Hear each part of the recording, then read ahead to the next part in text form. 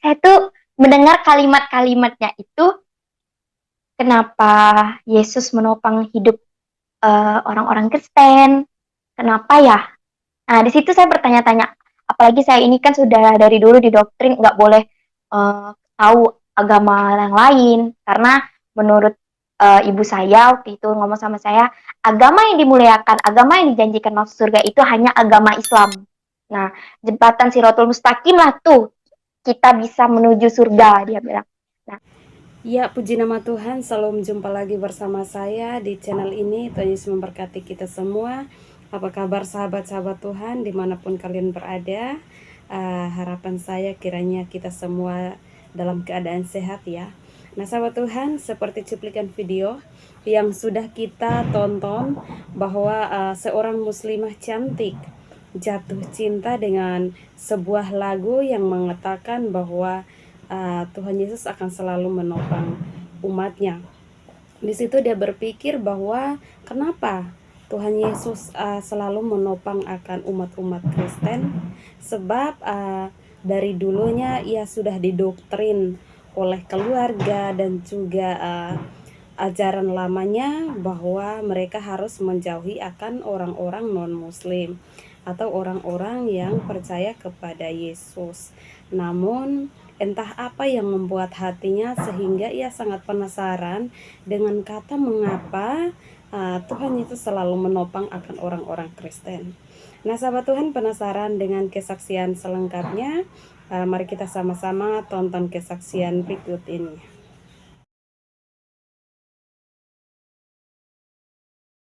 shalom saudara semua. Puji nama Tuhan, saya bisa kembali bersaksi di depan saudara-saudara. Saya berharap dengan kesaksian saya ini banyak jiwa-jiwa yang tersesat mungkin saat ini, yang belum mengenal Tuhan sebagai juru selamat, bisa kembali ke Tuhan lagi dan mengenal Tuhan lebih dalam lagi. Perkenalkan, nama saya Priskanti Januarti. Saya sering dipanggil Kanti. Dan saya tidak ada mengubah nama sedikit pun.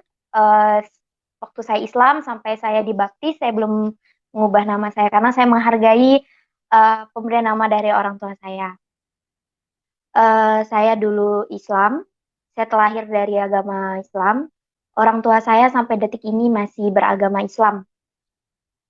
Saya mengenal Tuhan saya itu Tuhan Yesus Kristus sejak bulan 12 2020.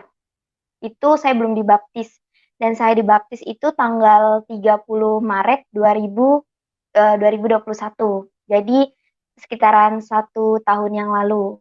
Nah, kenapa sih saya ini saya sebenarnya suka sih bersaksi ini karena di sini saya selain membuat iblis itu menangis, kalah, saya juga merasa saya ini semakin kuat dengan saya menceritakan masa lalu saya.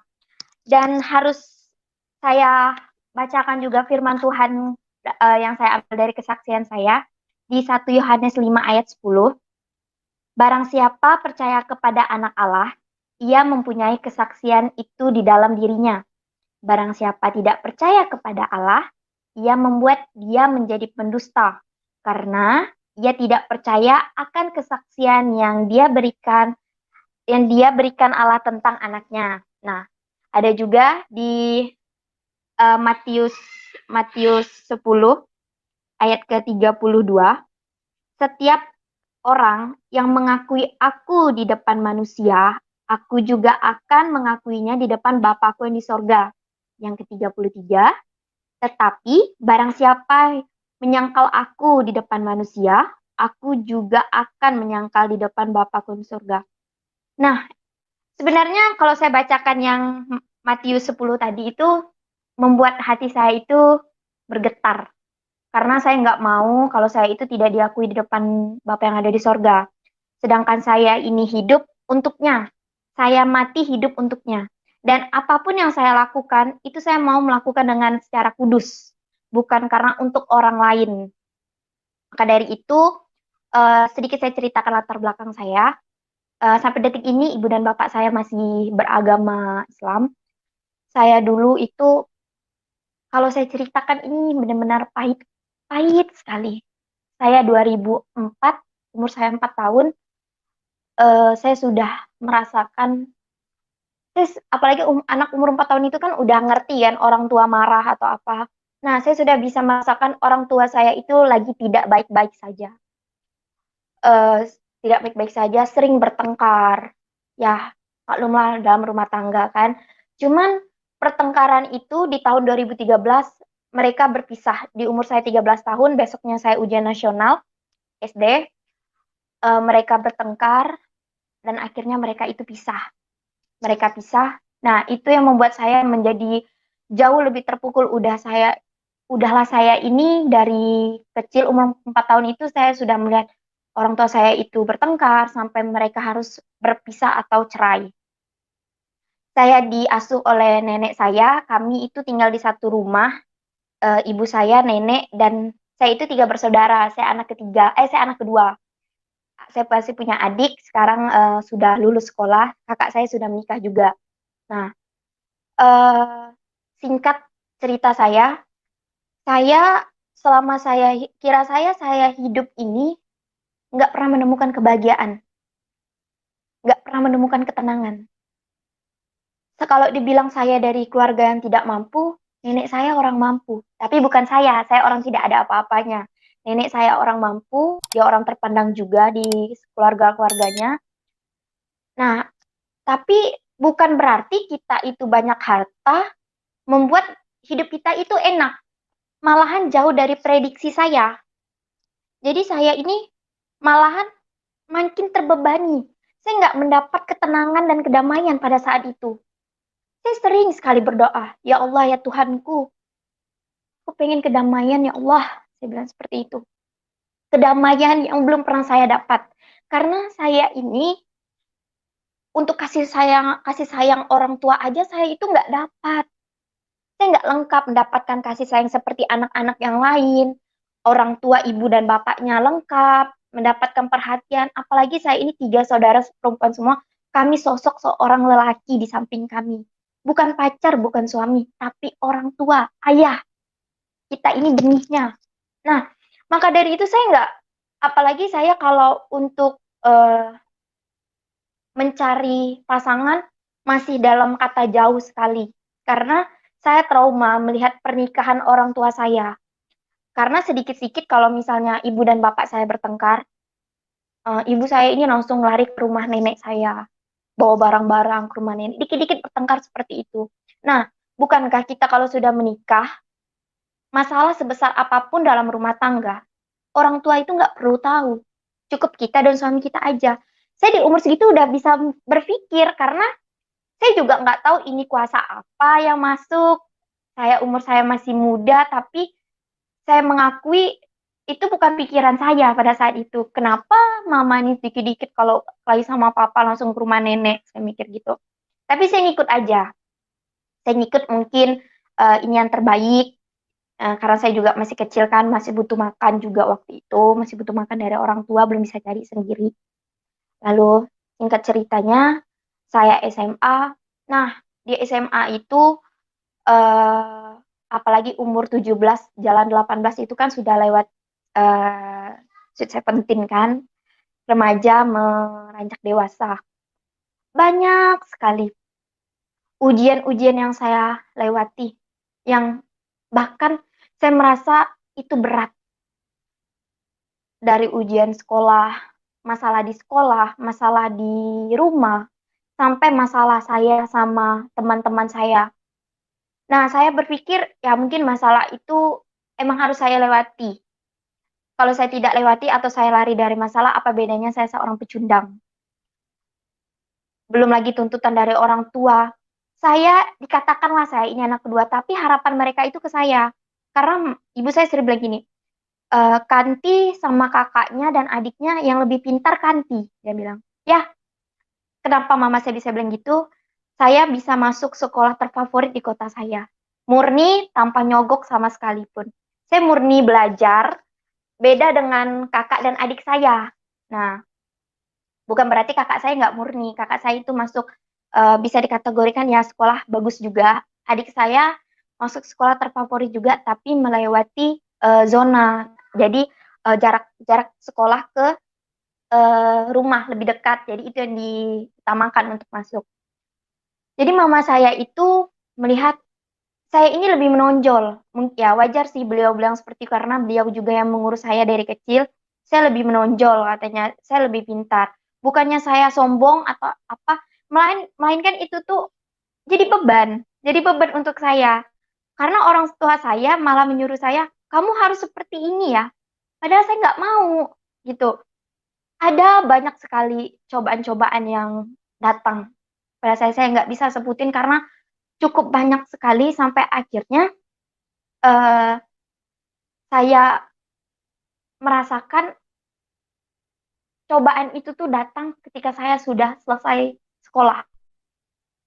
Ada satu tuntutan orang tua saya yang nggak bisa saya ceritakan di sini, yang membuat hati ini menjadi, aku nggak bisa, saya tidak bisa, saya tidak bisa, karena itu bukan juga haknya saya. Ya saya tahu, walaupun ya orang-orang di luar sana mungkin menginginkannya, tapi tidak bagi saya. Jadi saya menangis pada saat itu. Itu di bulan 12, saya menangis, menangis, menangis, menangis. Karena ibu saya menyuruh saya kuliah, tapi saya maunya kerja. Saya menangis. Di saat saya tertidur itu dengan air mata saya masih ada. Sebelum saya tidur, saya masih sempat berdoa. Ya Allah, ya Tuhanku, ampunkanlah dosa-dosa ibuku.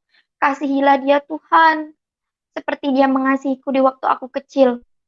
Itu kan membuat saya sering sekali setelah sholat, Allahumma firli wali walidayya warhamhu maka marobayani soriro. Nah, itu saya sering sekali saya ucapkan setelah saya sholat. Walaupun ya bisa dikatakan saya itu kalau untuk mengaji aja kurang, karena semenjak saya hatam Al-Quran itu SD, setelah hatam Quran saya nggak ada buka-buka Al-Quran lagi, karena saya sudah terfokus berpikir untuk kedua orang tua saya yang sudah hancur berantakan, dan membuat pikiran saya itu nggak fokus untuk sekolah, untuk apa, untuk sekolah, untuk mengaji, sholat itu pun kata orang bisa belang-belang kambing. Nah, saya tidak mendapatkan ketenangan juga pada saat saya mendapatkan cobaan-cobaan itu. Yang saya balik lagi ketika saya tidur itu sambil menangis. Saya nggak tahu kenapa kalau tidur nangis itu enak, adem gitu. Mata saya itu rasanya adem, padahal kalau nangis itu kan panas. Seperti ada orang yang menepuk pundak kanan saya. Saya tahu itu tuh suara laki-laki. Padahal suara itu tuh yang membuat saya itu nyaman. Tapi itu bukan suara papa saya, bukan suara kakek, bukan suara siapapun. Dan suara itu tuh asing.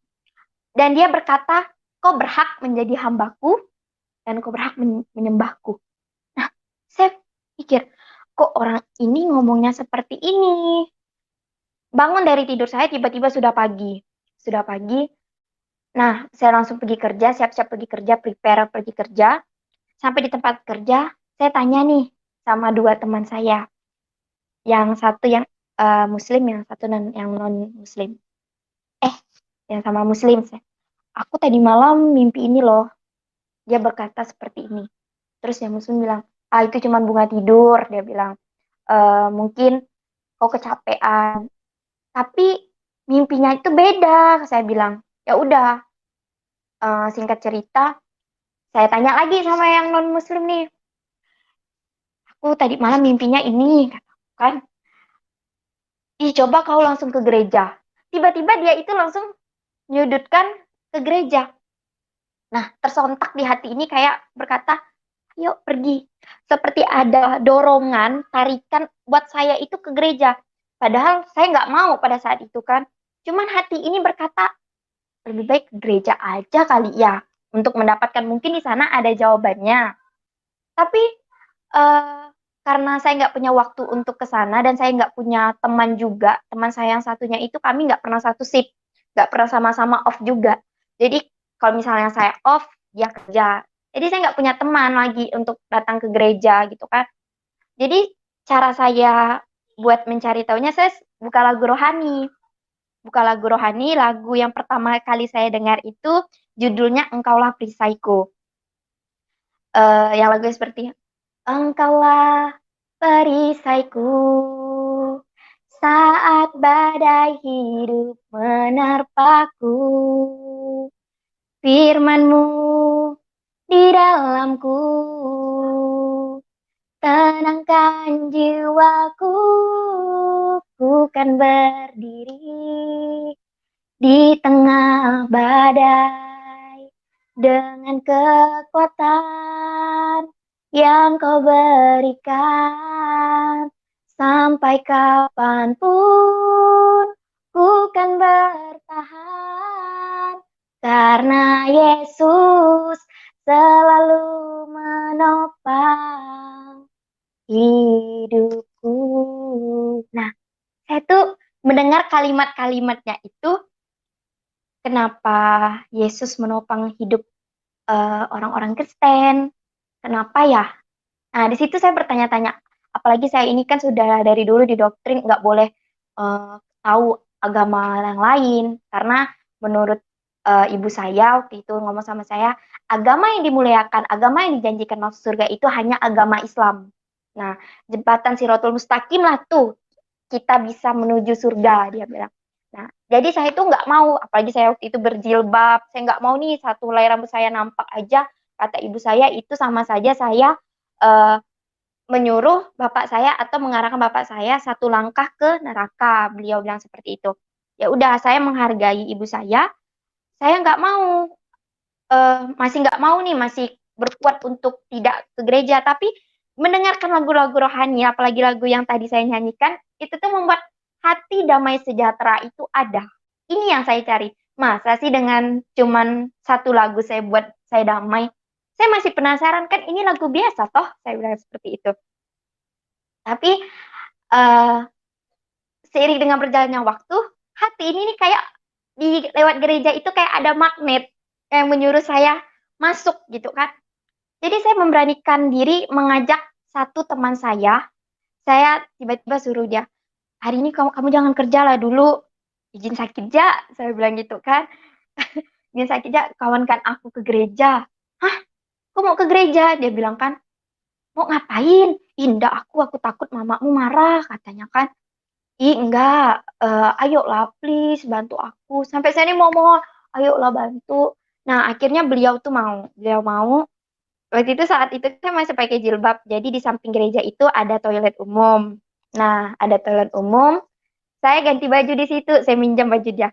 Pinjam baju ya, saya mau ke gereja kan. Ih, kamu nih pinjam-pinjam terus, dia bilang kan. Enggak, bah, pakai lah, dia bilang kan. Jadi sama pas masuk ke gereja itu, sebenarnya besar sekali sih pengorbanan saya pada saat itu karena pertama kali buka jilbab, set, kayaknya tuh ringan kepala nih, nggak ada yang nyangkut apa-apa gitu kan. Sampai di gereja tuh saya bingung noleh kiri kanan saya, ini orang ngapain ya? Oh, nyanyi lagu rohani kali ya, pasti lagu rohani lah, ada yang lagi berdoa. Nah itu saya tahu beliau lagi berdoa, ada yang nyanyi-nyanyi.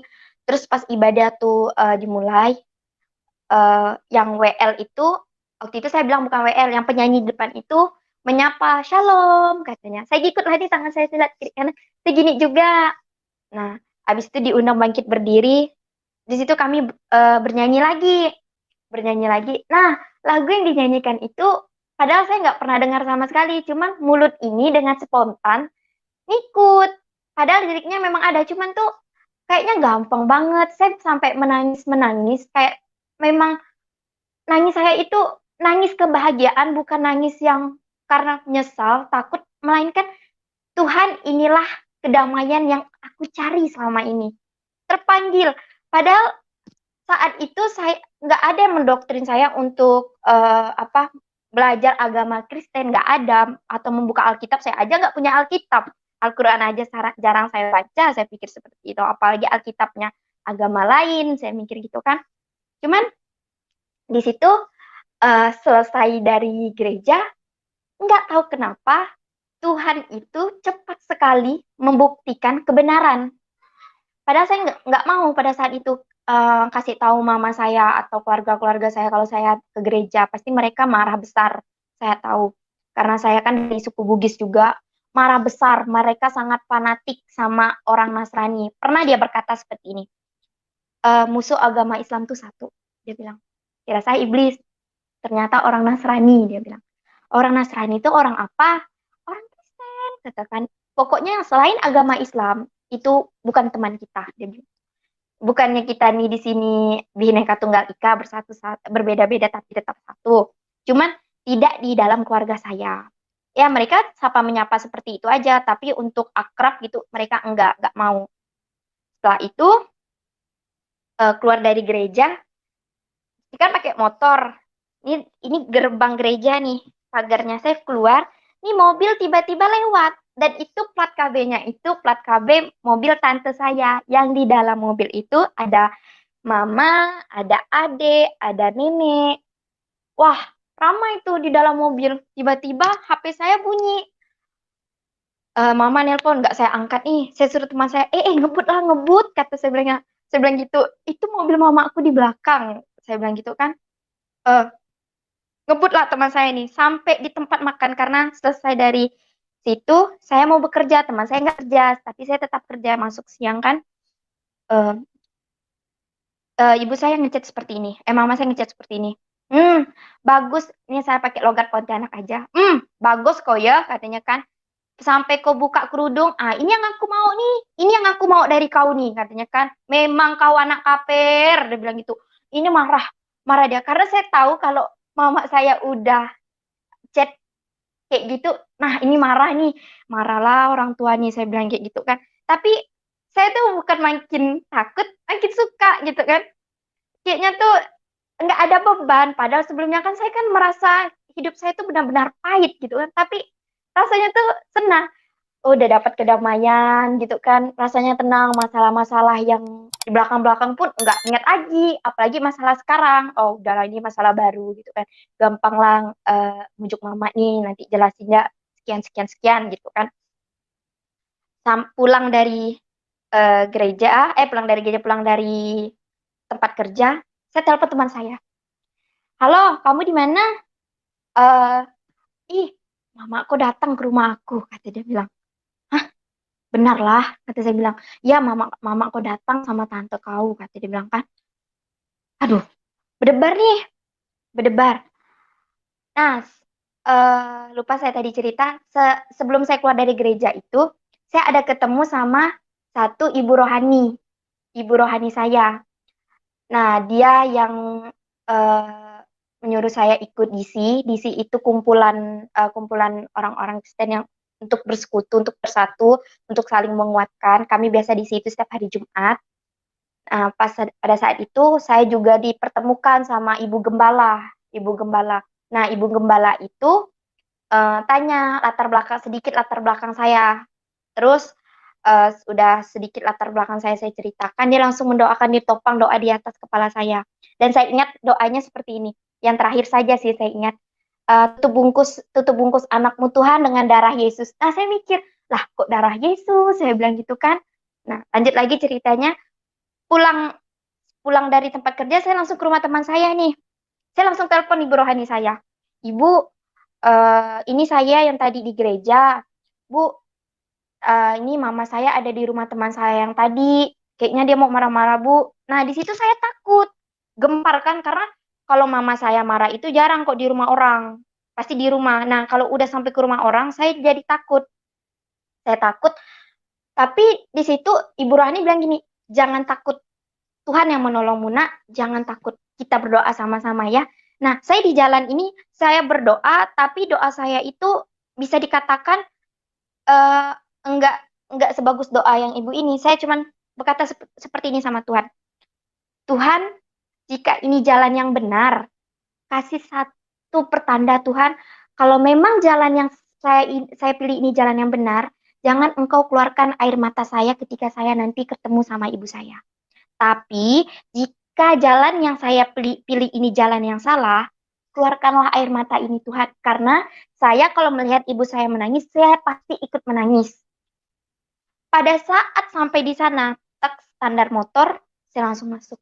permisi. Kan teman saya kan bukan Islam. Jadi saya bilang permisi. Mama saya ini udah nangis, mukanya merah. Dan saya lihat tangisan itu tuh bukan tangisan biasa, tangisan yang pertama kali dia keluarkan untuk papa saya ketika sudah berpisah. Nah, kelihatan lagi nih tangisan itu. Jujur hati saya terpukul sekali melihat tangisan itu tuh benar-benar terpukul. Karena saya nggak pernah buat ibu saya tuh nangis kayak gitu. Jadi saya itu nggak bisa nangis. Kok matanya nggak nangis? Saya mikir gitu kan. Nah, tante saya langsung bilang, kenapa kamu pakai jilbab? Dia bilang, ya tante tadi ganti kerja. Kan di tempat kerja kamu ada itu katanya, ada toilet. Bukalah jilbabnya di toilet katanya. Saya diam aja nih.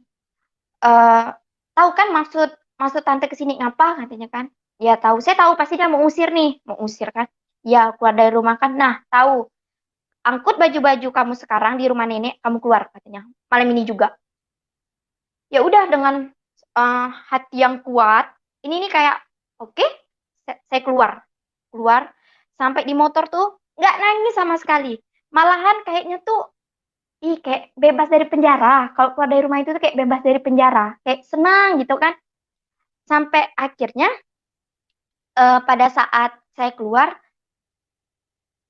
saya baru menangis. Di situ saya baru menangis. Seperti ada tangan yang memegang tangan saya seperti gini. Nah, seperti ini. Kayak narik saya keluar, dan di situ tuh saya tenang. Tiba-tiba tangan itu tuh lepas. Dan tangan saya pun secara spontan juga melepas. Saya mikir, apa itu ya? Lalu saya mengucapkan, ya udah saya masak bodoh pada saat itu kan.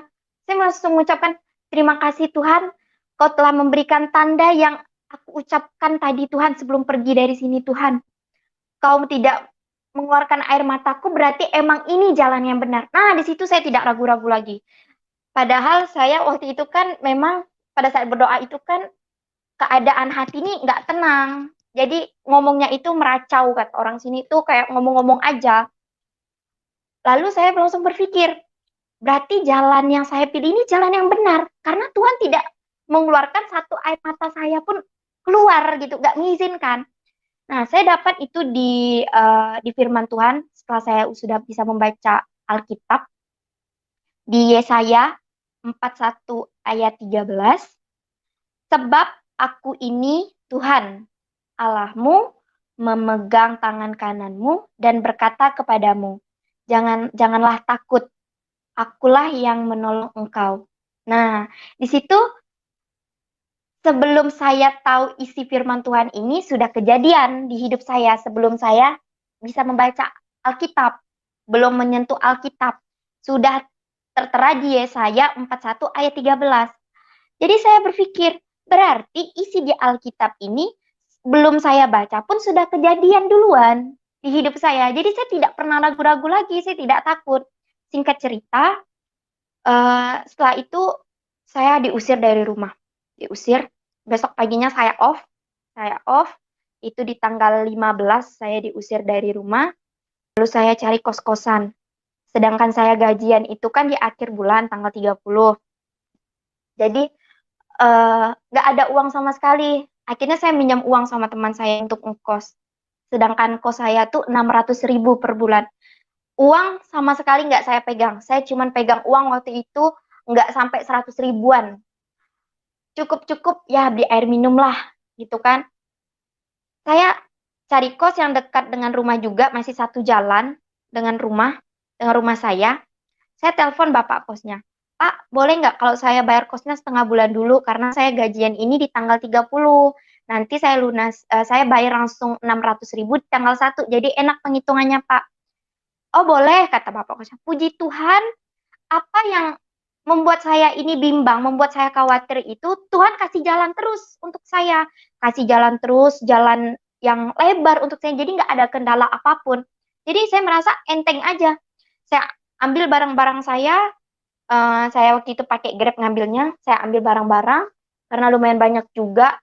Tapi saya nggak ada membawa satu harta pun yang dikasih sama ibu saya. Saya nggak ada bawa cincin emas, saya nggak ada bawa anting-anting atau kalung atau apapun. Saya cuma membawa motor saya yang saya beli sendiri. Itu keluar dari rumah, banyak sekali tanggungan saya. Motor saya masih kredit waktu itu 1.350.000, handphone masih kredit 850.000, bayar kos 600.000. Coba saudara bayangkan gimana saya itu bisa mencukupkan angka-angka itu dalam kehidupan saya selama 1 bulan. Saya aja biasa mikir, aduh, banyak sekali pengeluaranku ya. Saya mikir kayak gitu. Apakah bisa gaji saya ini nutup? Malahan gaji saya itu minus. Minus, minus karena gaji saya UMR di sini 2.500.000. Minus. Tapi saya nggak khawatir sama sekali. Saya yakin Tuhan pasti menolong. Tuhan pasti menolong. Sesuai di dalam firman Tuhan,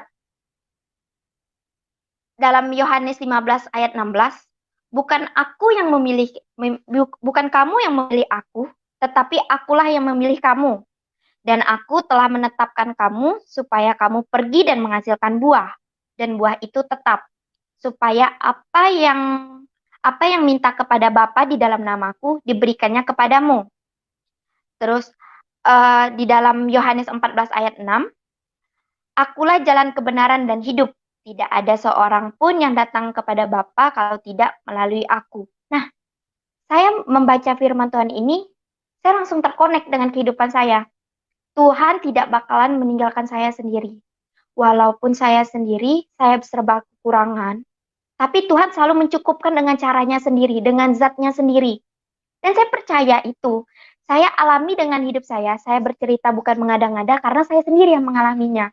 Jadi membuat saya itu semakin kuat, semakin bertambah jiwa saya, semakin kuat keimanan saya, karena di saat saya lagi kesusahan pun, saya tidak merasa susah.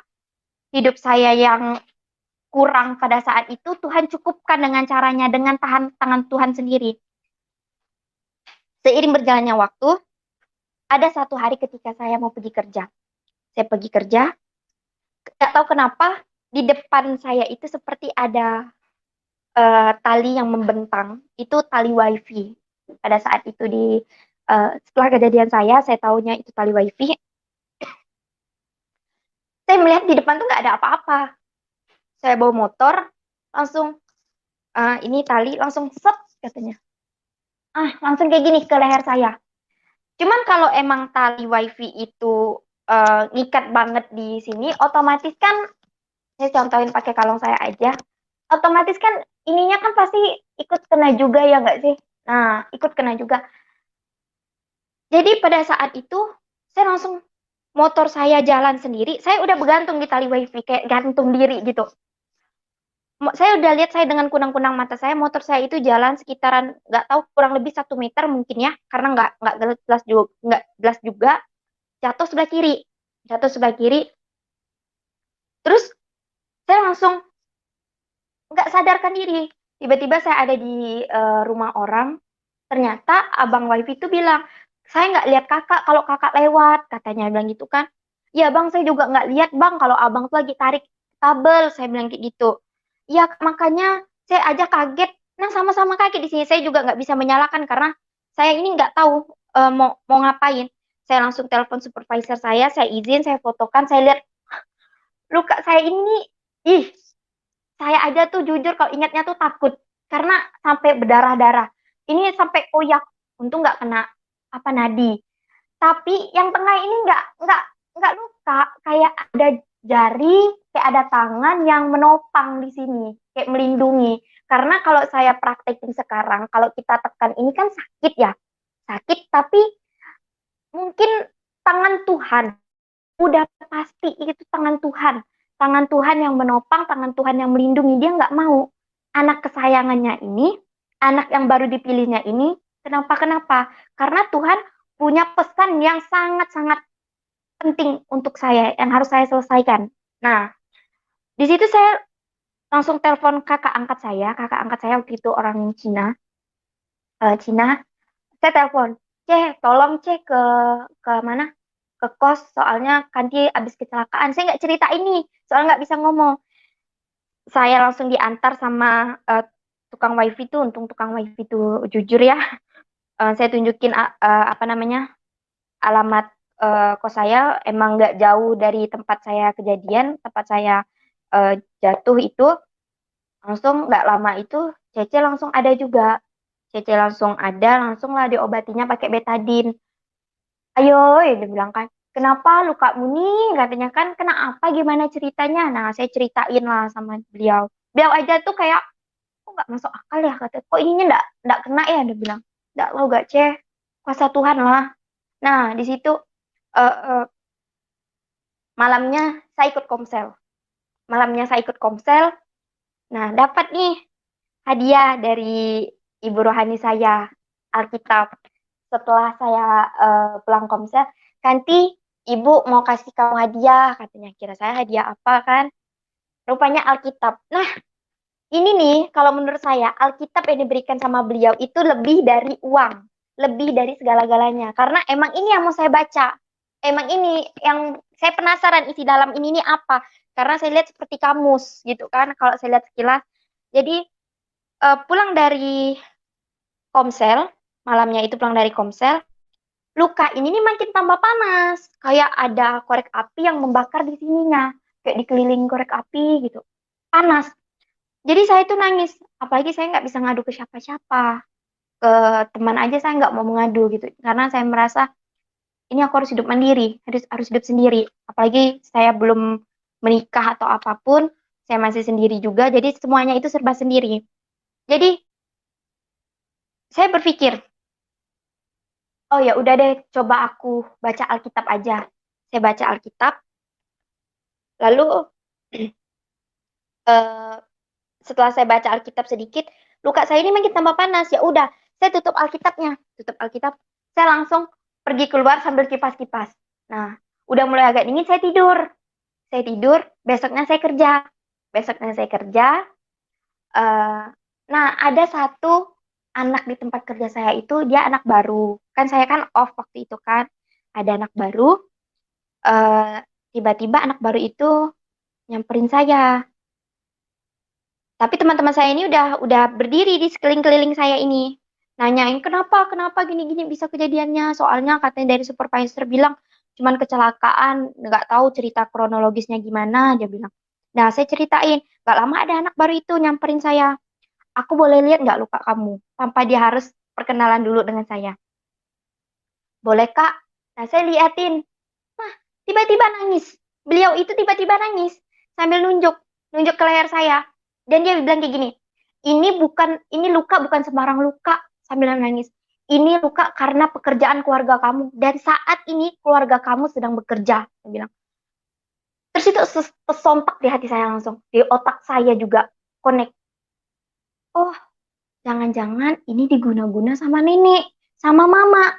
Karena keluarga saya itu, kalau saya boleh jujur, mereka eh, masih apa percaya dengan hal-hal yang mistis bisa disebut dengan okultisme, di mana okultisme itu kepercayaan terhadap hal-hal yang sihir seperti dukun. Nah, yang intinya yang jahat lah.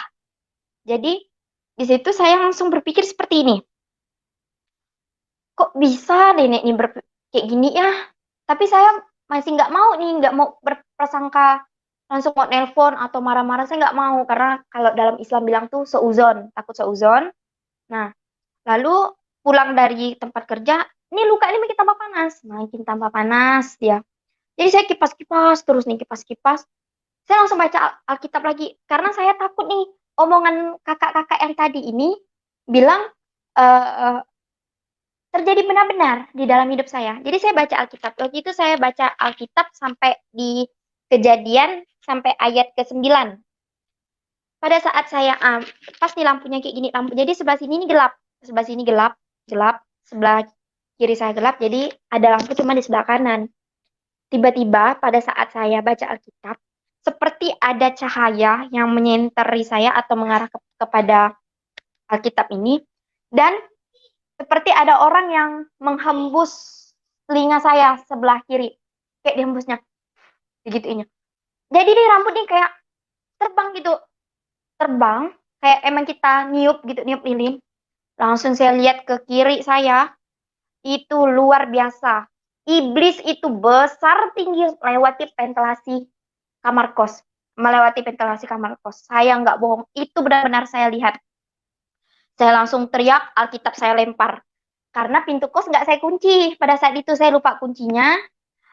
Nggak tahu saya lupa atau apa. Karena anak-anak kos tuh bisa masuk. Karena saya teriak nih. Masuk saya udah garu-garu kepala, saya udah nutup-nutup mata takut karena emang takut mereka langsung hidupin lampu tengah, lampu kamar kos tuh karena saya itu bacanya itu kan agak ke belakang ada dapurnya juga, kos tuh ada dapurnya juga. Dia langsung dihidupinnya. Kamu kenapa? Katanya kan teman-teman kos tuh langsung masuk.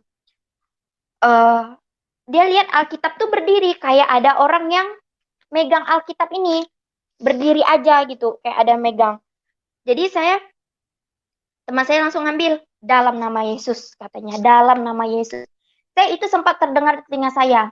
Langsung dia mendoakan saya. Nggak tahu dia mendoakan saya dengan cara beliau seperti apa. Saya juga nggak tahu. Jadi hati ini jadi jauh lebih tenang. Pas saya membuka mata, saya ngeliat tuh sosok itu tuh masih ada, sosok roh jahat itu masih ada. Dia berwarna hitam besar tinggi. Di situ saya nggak mau masuk ke kamar. Saya tidur di kamar sebelah. Besoknya saya telepon ibu rohani saya. Sebenarnya malam itu udah saya telepon, cuman beliau nggak angkat. Karena beliau sudah tidur. Kejadiannya itu jam 12 malam. Jam 12 lewatan gitu lah. Saya telepon beliau paginya.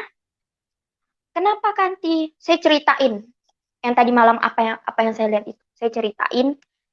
Datanglah tim pendoa dari gereja untuk mendoakan kamar itu. Lebih pastinya dikuduskan kamarnya. Jadi pada saat dia mendoakan kamar itu uh, udah diurapinya juga dengan minyak kudus kata kata ibu rohani saya waktu itu.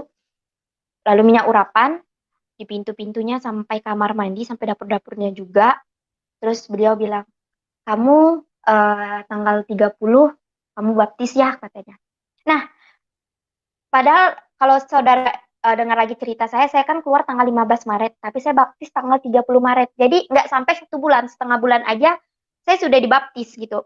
Saya belum ikut kelas baptis juga atau FC1 dalam apa? Dalam gereja saya namanya FC1, baru saya dibaptis.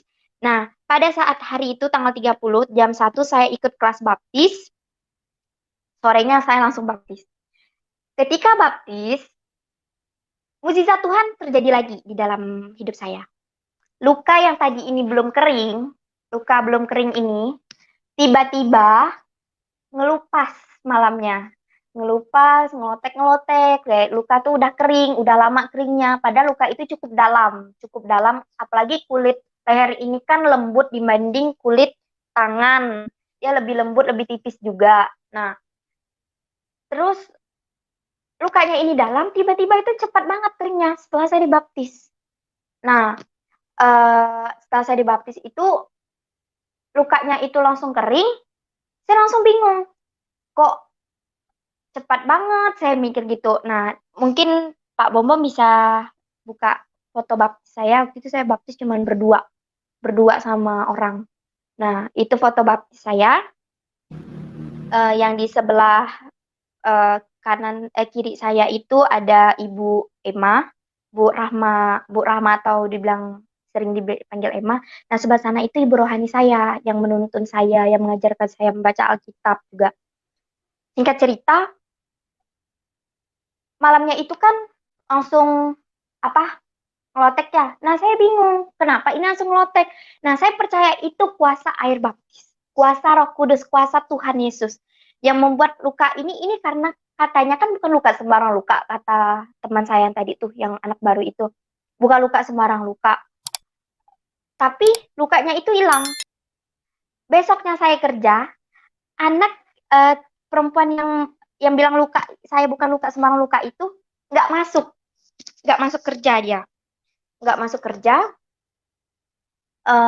tiba-tiba menghilang, tiba-tiba menghilang beliau itu. Saya nggak tahu juga dia kemana, saya nggak tahu namanya siapa, saya belum sempat kenalan karena saya melihat dia langsung tiba-tiba nangis dan kami serontak semuanya juga merinding pada saat itu. Nggak tahu dia punya keajaiban untuk melihat atau apa sih juga nggak tahu karena saya nggak kenal. Lalu beberapa hari kemudian ada adik saya datang. Adik saya, emang saya sama adik saya itu sangat dekat. Nah, di situ adik saya itu ngomong soal nenek saya yang bersangkutan dengan dukun. Kanti katanya, nenek sama mama tuh kemarin ada bawa kau ke dukun. Nah, gimana caranya? Saya bilang gitu kan. Nama kau ditulisnya, terus foto tangan kau, katanya kan, foto kau diserahkannya ke dukun. Waktu itu ada 2 orang, bukan dukun sih, saya lebih ke bilang orang pintar. Bawa ke 2 orang pintar ini, satu syekh dan satu loya. Loya itu yang biasa dipercaya oleh orang-orang Tionghoa, orang-orang Cina. Yang dukun bilang ini, kita tidak bisa mengambil kanti kembali. Bisa pun kita ambil, dia bakalan balik lagi. Dia bilang seperti itu. Dan keterangan yang loya juga demikian. Kita, dia ngomong pakai bahasa Cina, jadi yang bisa translatekan bahasa Cina itu ada mertuanya kakak saya. Nah, ditranslatekannya ke bahasa Indonesia. Jadi, loya itu bilang, dia juga apa ini anak ini nggak bisa kita ambil karena ada kuasa yang besar yang melindungi dia, yang membentengi dia, katanya kan.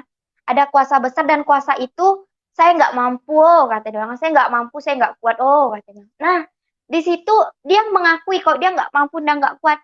Dia sebutin, mungkin nenek saya nanya pada saat itu ciri-cirinya seperti apa. Dia bilang itu seorang laki-laki. Laki-laki dia membawa tongkat, dia bilang kayak gitu. Dia membawa tongkat. Nah, saya kan pernah nonton film apa namanya sejarahnya Yesus Kristus mati di kayu salib. Beliau juga membawa tongkat kan, ketemu sama murid-muridnya. Ada membawa bukan kasih kayak kayu gitu. Nah, dia bilang dia membawa tongkat. Apa yang diomongkan sama adik saya itu penafsirannya itu sama dengan apa yang saya lihat di kayu salib. Sama persis. Gambaran Yesus Kristus sama persis pada saat itu. Di situ saya langsung tersontak berpikir seperti ini. Kuasa yang besar. Langsung saya baca Alkitab pada saat itu. Saya dapat di Yohanes 10 ayat 28. Dan aku memberikan hidup yang kekal kepada mereka dan mereka pasti tidak akan binasa sampai selama-lamanya. Dan seorang pun tidak akan merebut mereka dari tanganku. Berarti apa yang diungkapkan oleh firman Tuhan ini, apa yang diungkapkan oleh Tuhan melewati firman Tuhannya, itu sudah terjadi sebelum saya membaca Alkitab pun itu sudah terjadi dalam hidup saya. Sungguh luar biasa, saya bilang gitu. Jadi secara tidak langsung saya juga ada menginjilin adik saya sedikit. Nih, di dalam Alkitab ada ini nih, saya bilang seperti itu. Nah, adik saya cuma responnya kayak bingung, nggak tahu dia bingung atau masa bodoh, saya juga nggak tahu. Lalu singkat ceritanya, selama saya setelah menerima Yesus, saya itu benci sama keluarga saya karena apa yang diperkatakan oleh anak baru itu yang tiba-tiba ngilang itu tadi kepada saya itu benar. Itu benar sampai adik saya menerangkannya lagi, memperjelaskannya lagi. Berarti itu benar. Membuat saya itu benar-benar benci sekali saya sama keluarga saya. Cuman saya membaca firman Tuhan karena kita tidak boleh memusuhi, kita saling mengasihi. Itu yang diajarkan Tuhan kepada kita. Itu masuk ke dalam Matius 5 ayat 44. Tetapi aku berkata kepadamu, kasihilah musuhmu dan berdoalah bagi mereka yang menganiaya kamu. Di Matius 6 ayat 14 sampai 15. Karena jikalau kamu mengampuni kesalahan orang, Bapamu yang ada di sorga akan mengampuni kamu juga. Tetapi jikalau kamu tidak mengampuni orang, Bapamu juga tidak akan mengampuni kesalahanmu. Saya langsung mikir, jangan sampai Tuhan gak mengampuni kesalahan saya. Sedangkan saya hidup dan mati saya untuk Dia. Bagaimana saya mau melayani Tuhan kalau saya itu masih dalam hidup yang merasa berdosa terus, merasa saya nggak mengakui kesalahan saya. Saya coba maafkan, saya coba kasihi nenek saya dan ibu saya itu. Dia udah nggak apa-apa kalau beliau mau dukunin saya. Kalau emang saya harus mati, sampai mati di tangan dukun itu, di tangan orang pintar itu, saya percaya saya mati hanya di tangan Yesus. Saya mati sudah mengenal Yesus Kristus dan nama saya sudah terdaftar di sorga. Jadi saya tidak takut juga, tapi Tuhan punya rencana yang lain. saya tetap hidup sampai saat ini.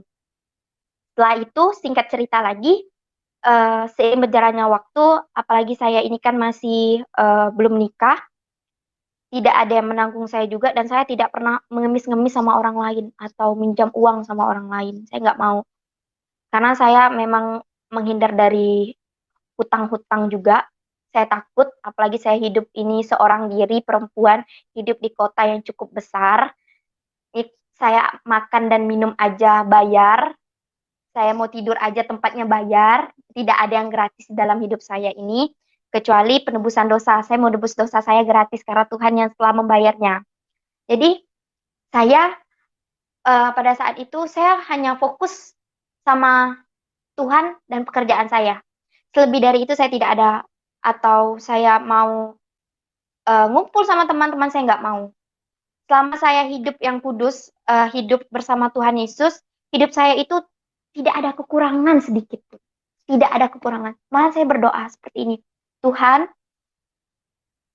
saya ingin keluarga saya itu menerima saya, Tuhan. Kalau memang hatinya belum terjamah, tapi bukakanlah hatinya Tuhan untuk bisa menerima saya. Karena bakalan saya yang akan membukakan hati mereka akan jalan kebenaran itu.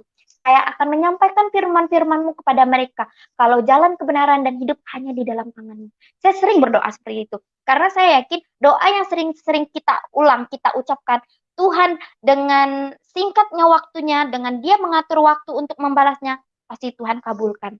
Walaupun tidak sekarang, besok atau lusa, tapi kemungkinan dan diaminkan tahun depan atau tahun depannya. Karena saya percaya mengikut Tuhan itu yes dan amin. Tidak ada yang mustahil.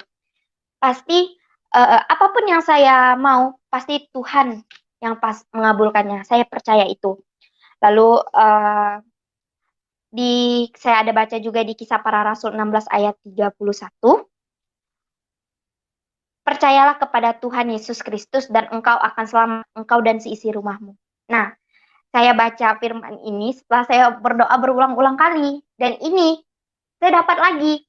Banyak sekali yang saya ucapkan, tetapi Tuhan itu sudah mencatatnya di Alkitab.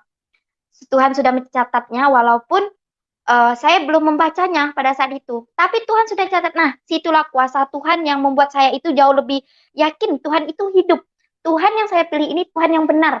Tuhan yang nyata, Tuhan yang tidak pernah mati, Tuhan yang hidup kekal di surga, dan Dia akan menjemput saya. Dia akan kembali lagi, ke dunia untuk menjemput saya. Bukan hanya saya, tapi semua orang-orang yang percaya kepada Yesus. Di situ saya juga ada baca di Matius 28 ayat 18 sampai 20. Yesus mendekati mereka dan berkata, "Kepadaku telah diberikan segala kuasa di sorga dan di bumi. Karena itu pergilah, jadikanlah semua bangsa muridku dan baptislah mereka dalam nama Bapa dan Anak dan Roh Kudus. Dan ajarlah mereka melakukan segala sesuatu yang telah kuperintahkan kepadamu. Dan ketahuilah, aku menyertai kamu senantiasa sampai akhir zaman." Haleluya, amin Tuhan.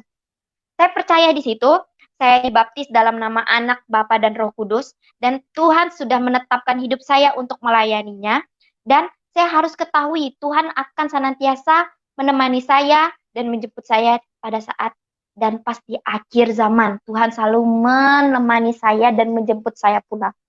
Dia mati di kayu salib, menebus dosa-dosa saya. Dia membasuh dosa saya dengan darahnya yang suci, darahnya yang kudus, yang membuat saya sampai saat ini berada di sini, ngomong sama saudara tentang kesaksian-kesaksian saya. Tidak hanya itu, tidak hanya sampai di situ saja, mukjizat Tuhan yang datang. Satu persatu keluarga saya bisa menerima saya, seperti tante saya pernah datang juga ke kos, sampai apalagi percaya nggak, anak kecil itu kalau ngomong nggak pernah bohong. Dia datang ke kos saya, masuk kos, "Kak Kanti, kamarnya enak ya?" Dia bilang, "Kamarnya enak, kamarnya itu buat Dede ini senang, tenang," dia bilang. Nah, saya langsung mikir, kok anak ini bisa ngomong seperti itu? Karena saya yakin kalau omongan anak kecil itu nggak pernah bohong. Apalagi saya udah kenal sepupu saya ini mulutnya itu biarpun dia laki-laki tapi kayak perempuan.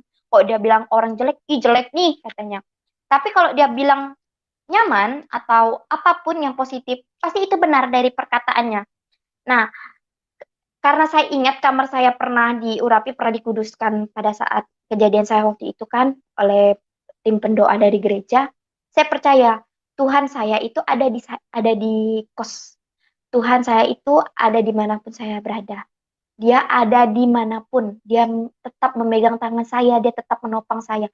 Walaupun dia tahu di belakang saya ada salib yang begitu besar yang saya bawa, tapi dialah yang membantu saya menopang salib itu. Dia memberikan saya kekuatan juga. Itu saya ada baca, ini saya catat juga di Amsal 3 ayat 33. Kutuk Tuhan ada di dalam rumah orang fasik, tetapi tempat kediaman orang yang benar diberkatinya. Berarti karena saya memilih jalan kebenaran dan hidup itu hanya di Yesus Kristus Tuhan, membuat tempat kediaman saya itu diberkatinya. Diberkatinya sehingga anak kecil pun yang berbicara kepada saya, adik saya itu berbicara, saya yakin itu kuasa Tuhan.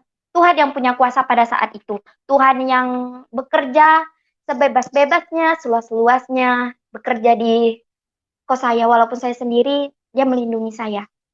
Karena di sini saya merasa jauh lebih yakin lagi, walaupun saya sudah kehilangan ibu dan bapak saya tidak saya tidak pernah tawar hati, tidak pernah tawar hati takut untuk mengikut Tuhan, walaupun saya harus kehilangan seluruh keluarga saya nggak pernah takut. Karena di situ di Mazmur 37 ayat 5 sampai 6, serahkanlah hidupmu kepada Tuhan dan percayalah kepadanya dan ia akan bertindak. Ia akan memunculkan kebenaranmu seperti terang dan hakmu seperti siang. Hak saya untuk hidup. Hak saya untuk hidup, hak saya untuk melayani Tuhan. Maka dikasihnya siang. Siang di hidup saya nggak pernah merasakan kesepian. Saya tidak merasakan sendirian. Saya tidak merasakan apapun yang membuat diri saya ini, padahal saya ini sendiri. Apalagi pada waktu itu malam takbiran, saya merasakan, apalagi saya ini dekat sama orang tua saya itu, sama mama itu kayak pinang dibelah dua. Sampai orang-orang tuh bilang, Kanti sama mamanya itu dekat sekali. Kami tidur aja berdua, karena mama kan sama papa kan udah pisah. Adik saya tidur sama kakak saya tidur sama mama saya. Satu tempat tidur. Apalagi kalau sebelum tidur dia suka ngelus-ngelus kepala saya. Sebenarnya saya kalau bercerai mau nangis, cuman Tuhan itu nggak mengizinkan air mata saya jatuh. Karena Tuhan bilang, walaupun saya ditinggalkan kedua orang tua saya, tapi Tuhan yang menyambut saya. Jadi saya nggak mau nangis, saya nangis hanya untuk Tuhan. Saya nggak mau nangis hanya untuk orang tua saya, karena bukan orang tua saya yang menyelamatkan kehidupan saya. Keselamatan hidup saya hanya ada di Yesus Kristus. Yesus Kristuslah jalan kebenaran dan hidup, jalan yang terang. Sudah cukup saya berada di lembah kegelapan yang membuat saya itu tidak tenang. Dan sekarang saya sudah berada di daratan, di udara dengan suasana yang nyaman, yang damai sejahtera dalam hidup saya. Saya bisa di sini berbicara, saya bisa melakukan apapun yang saya mau atas kehendak Tuhan. Saya tidak merasa kekurangan, apapun yang saya kurang dicukupkan sama Tuhan, yang sulit dipermudahkan sama Tuhan, yang tidak ada diadakan sama Tuhan. Tuhan melengkapi hidup saya secara tidak langsung. Karena saya percaya Tuhan itu dialah Bapakku. Dia Bapakku. Di sini saya ada baca di waktu itu pendeta ada, pada saat ibadah saya ada catat beberapa poin yang pendeta bilang. Dia telah menebus kita secara pribadi sehingga kita menjadi milik kepunyaannya. Kerinduannya adalah menjadi Bapa bagi kita, yaitu Bapa yang menjadi pemberi. Pemberi apapun yang kita mau diberikannya. Karena doa orang baik akan cepat terkabulkan, walaupun tidak secara spontan. Jadi saya percaya walau ketika saya berdoa, walaupun tidak dikabulkan Tuhan hari ini atau besok, masih lama gitu, 2 atau 3 hari lagi, saya percaya apapun yang saya ucapkan, dia bakalan kabulkan lebih dari apa yang saya harapkan. Terus dia juga pelindung. Saya tidak ada orang tua, saya tidak ada keluarga yang melindungi saya, tapi dia selalu melindungi saya. Contohnya pada saat saya terkena tali wifi, beliau, Tuhan itu menolong saya. Saluran pernapasan saya dilindunginya dengan tangannya. Nah, dia sebagai pelindung. Dia sebagai penghibur. Di saat saya kesepian, saya menghibur diri saya dengan menyanyikan lagu rohani. Nah, lagu rohani yang suka saya bacakan, yang suka saya nyanyikan itu yang sampai akhir hidupku. Lagunya seperti ini. Bapa, engkau mengenalku lebih dari siapapun. Engkau tahu ceritaku dan isi hatiku. Tak peduli masa lalu, engkau tetap memilihku. Ubahkanku, sempurnakan, jadi karya yang indah. Nah, di situ Tuhan sudah mengubah hidup saya menjadi karya yang indah. Yang indah untuk orang-orang di sekitar saya. Saya mengubah hidup saya yang dulunya dendam, nggak bisa memaafkan, membenci, sekarang sudah bisa mengasihi. Di situ saya percaya Tuhan memang melindungi saya, penghibur saya, dan Tuhan juga mengajarkan saya. Tuhan mengajarkan apa? Dari saya yang merasa sendiri, saya lebih bersyukur daripada saya berada di keluarga saya, tapi saya tidak mendapatkan kedamaian, bagus saya hidup sendiri dengan Tuhan. Saya nggak takut, saya tidak punya orang tua, saya hidup karena untuk Tuhan, Tuhan yang memberikan saya makan, burung-burung di udara saja Tuhan memberikannya makan, apalagi saya yang bisa melayani Tuhan, saya bisa punya kearifan dalam berpikir, beda dengan burung di udara. Mereka hanya terbang bebas, tanpa mereka harus memikirkan manusia-manusia yang di bawah mereka. Nah, setelah itu Tuhan menjadi pendorong bagi saya. Ketika saya merasa down, jatuh, lemah semangat saya, Tuhan itu yang memotivasi saya. Tuhan tidak pernah membiarkan saya itu hidup menderita. Ada saja di serontak di pikiran saya, Tuhan itu menyuruh saya itu untuk melayaninya. Saya melayaninya dengan kekuatan saya sendiri, yang saya hanya membaca Alkitab ya dicomot-comot biasa saja. Tapi saya tidak membenarkan juga kalau saya ini pintar dalam Alkitab. Malahan saya ingin di sini memperdalam Alkitab. Saya tidak juga eh, membenarkan diri saya pada saat ini saya kesaksian biar orang-orang semua itu tahu saya ahli kitab, tidak. Saya juga baca, saya sambil baca saat ini saya masih mencatat, ini catatan saya masih mencatat. Karena selain saya bisa bawa kemana-mana juga ketika saya mau bekerja, saya membaca firman Tuhan. Ketika saya di tempat kerja, saya curi-curi waktu untuk baca firman Tuhan. Saya nggak pernah merasakan kedamaian di dunia ini melebihi dari kedamaian di surga. Kalau saya sudah berhasil bekerja sama Tuhan di surga, maka saya akan berhasil juga bekerja di dunia. Saya memang dulu orang tua saya itu menyuruh saya menjadi abdi negara. Tapi Tuhan berkehendak lain, Tuhan menyuruh saya menjadi tentara di surga. Tentara di surga untuk melayani orang-orang yang belum mengenal Tuhan, menginjilkan mereka. Saya berharap sekali kalau misalnya pun saya ada kesempatan, saya yakin saya pasti ada kesempatan dengan cara Tuhan sendiri, dengan jalan Tuhan. Saya ingin sekali menjadi seorang pendeta. Karena kalau saya melihat pendeta-pendeta itu, wajahnya itu terang, terang, aman, damai, sejahtera saya melihat mukanya. Makanya saya kalau ke gereja itu, biasa kan saya ibadah itu jam 7, jam 6 saya sudah di sana. Saya mau duduk yang paling depan. Yang paling depan saya mau menatap muka pendeta saya, pengembala saya. Saya berharap Tuhan, semoga saja 2, 3 tahun atau 4 tahun lagi saya ada di depan. Saya ada berada di panggung, membawakan firman-Mu, meninggikan nama-Mu bersama anak-anak-Mu yang lain. Saya berharap seperti itu. Tuhan juga memberi upah bagi saya. Memberi upah apa? Dia menjanjikan saya itu bisa masuk surga, bukan dengan kebaikan saja. Percuma saya membaca firman Tuhan, saya membaca Alkitab, kalau bisa 24 jam saya membaca Alkitab, tapi hidup saya tidak seperti Alkitab. Saya masih hidup dalam lembah kekelaman, misalkan nih, dalam apalagi sekarang ini kan zaman teknologi yang luar biasa, handphone itu bisa menjadi sarana iblis untuk mengecohkan pikiran kita. Karena di dunia ini ada dua kuasa yang ingin merebut diri kita ini. Kuasa roh jahat dan roh kudus. Dua-duanya mau sama-sama mau diunggulkan. Jadi kalau saya memilih roh kudus ini, roh kejahatan ini, berarti kemanakah saya? Ke neraka. Di dalam firman Tuhan yang saya baca, di Yohanes 15 ayat 5, akulah pokok anggur dan kamulah ranting-rantingnya.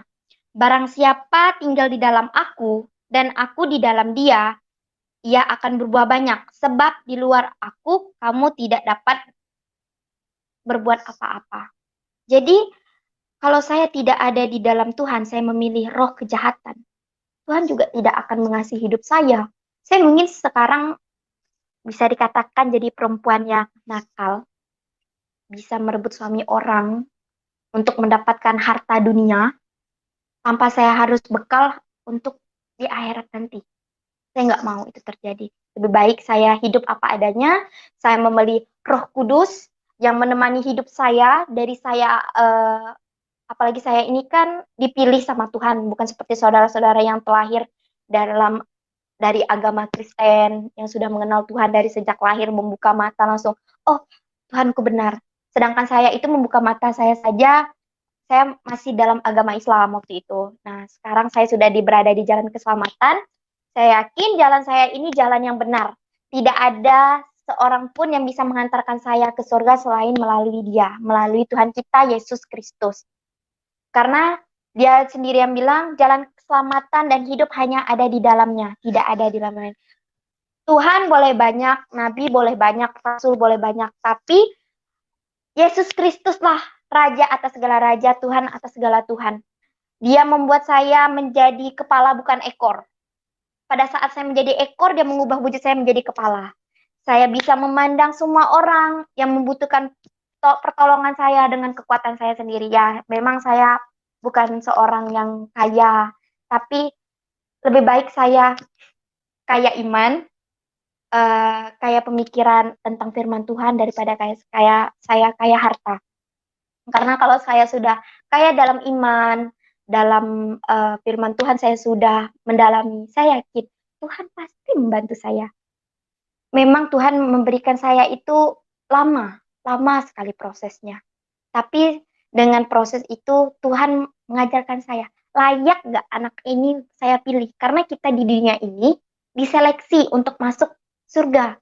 Kita ini lagi ikut kompetisi. Ini layak nggak masuk surga, dikasih cobaan.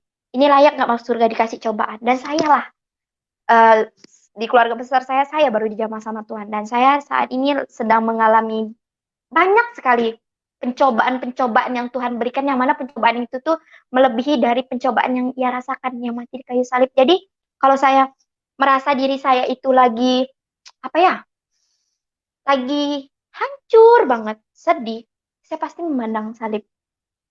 Di situ saya suka nyanyi, karena salibmu ku hidup. Nah, saya suka denger lagu itu. Jadi saya kalau di kamar mandi, saya nyanyi. Apalagi bangun tidur, buka mata saya langsung saya memandang salib. Mengucap syukur di pagi hari. Saya mengucap syukur, terima kasih Tuhan saya bisa menghirup napas yang gratis ini. Karena kalau saya masuk rumah sakit, oksigen saya mahal. Nah, apalagi kalau saya susah bernapas, itu kan oksigen di rumah sakit kan mahal tuh, bayar lagi. Ya, saya nggak punya uang untuk sakit-sakit terus. Makanya saya biasa berdoa kepada Tuhan. Ya Tuhan, kalau saya sebelum tidur, jagalah diri ini Tuhan. Pakailah diri ini Tuhan, pakai tubuh saya ini untuk melayani Engkau. Jadikan saya ini biji matamu Tuhan, agar saya selalu bisa mandang kebenaran, agar saya bisa membantu orang-orang yang membutuhkan saya Tuhan. Saya berdoa seperti itu. Dan puji Tuhan, puji nama Tuhan, saat ini saya berada di tengah-tengah orang yang seiman sama saya. Seiman sama saya, dan saya sangat-sangat bersyukur, apalagi saya diundang untuk kesaksian di sini, saya bisa berbagi kesaksian saya kepada saudara-saudara juga. Malahan saya berpikir seperti ini, semoga dengan dengan saya bersaksi di sini membuat saudara-saudara itu yang lagi lemah iman menjadi kuat. Karena pencobaan-pencobaan yang saya ceritakan itu membuat diri saya juga kuat. Secara tidak langsung saya ingat lagi, oh Tuhan itu ajaib, Tuhan itu kuat, Tuhan itu memberikan saya kekuatan. Roh Kudus yang membantu saya. Dulu saya tidak bisa berdoa. Saya berdoa, gimana ya? Saya berdoa tuh kayak, ya Tuhan, Kanti mau berdoa. Semoga Kanti besok baik-baik saja Tuhan. Seperti itu. Bukan saya doakan orang-orang di sekitar saya dulu. Saya mendoakan diri saya. Padahal kalau kita berdoa itu, kita doakan dulu yang dari atas. Seperti presiden. Karena kalau kita berdoa itu, itulah salah satu komunikasi kita terhadap Tuhan. Kita berdoa itu kita lakukan secara sadar. Kita langsung berinteraksi langsung sama Tuhan. Tuhan juga mengharapkan doa kita. Apalagi dengan kita puasa. Saya aja masih belajar puasa. Saya pengen sekali puasa Esther yang 3 hari 3 malam. Karena saya puasa Esther nanti, saya berniat kiranya Tuhan nanti akan memberikan jalan saya untuk menjadi seorang pendeta. Jadi saya pengen sekali nanti belajar puasa juga, agar saya bisa menjadi seorang pendeta. Saya juga bisa mengenal lebih dalam saya mengenal Tuhan. Waktu lagu yang pertama kali saya dengar pada saat saya baptis itu, saya suka dengar lagu ini. Judulnya, bentar ya, Sungguh Indah, Sungguh Indah. Jadi lagu ini saya langsung refnya aja. Sungguh besar pengorbananmu bagiku, terlalu dalam untuk dimengerti, sungguh besar, sungguh indah yang kau pikirkan tentangku, tak terselami bagiku. Sungguh indah, sungguh indah kau Tuhan. Mungkin itu saja yang bisa saya sampaikan kesaksian saya. Semoga saudara-saudara bisa memahami apa yang saya rasakan. Terima kasih. Nah, puji Tuhan, demikianlah kesaksian yang sudah kita nonton. Sahabat Tuhan, kiranya kesaksian ini dapat memberkati saudara dan saya, dan kiranya damai sejahtera selalu ada bagi diri saya dan juga sahabat-sahabat Tuhan dimanapun kita berada. Dan kita mari saling mendoakan, mari kita doakan teman kita ini agar imannya semakin bertumbuh di dalam Tuhan Yesus Kristus. Perdamaiannya selalu ada, dan damai sejahtera, sukacita selalu ada dalam kehidupannya, dan juga mampu untuk menghadapi akan hari-hari kedepannya. Dan sahabat Tuhan, jangan lupa juga dukung dan juga support akan channel ini, biar channel ini semakin berkembang dan pemberitahuan Injil kebenaran Tuhan tersebar luas di mana-mana. Dan juga sekali lagi saya ucapkan terima kasih buat sahabat Tuhan yang sudah setia nonton dan juga support akan channel ini sampai selesai. Tuhan Yesus memberkati kita semua. Salam, sampai jumpa.